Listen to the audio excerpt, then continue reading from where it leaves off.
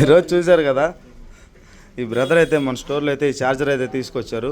దీన్ని అయితే రిపేర్ చేయమంటున్నాడు. ఇది కూడా ఏంటంటే నైట్ పని చేస్తుంది, పగులు పని చేయట్లేదంట. ఇది దీన్ని అయితే వీడియో రెడీ చేసి ఇమ్మన్నారు. ఇట్లాంటి ప్రాబ్లమ్స్ అయితే మనం చేయలేము. ఇది చూడండి, ఒకసారి ఓపెన్ చేస్తాను. ఓపెన్ చేయ బాబు.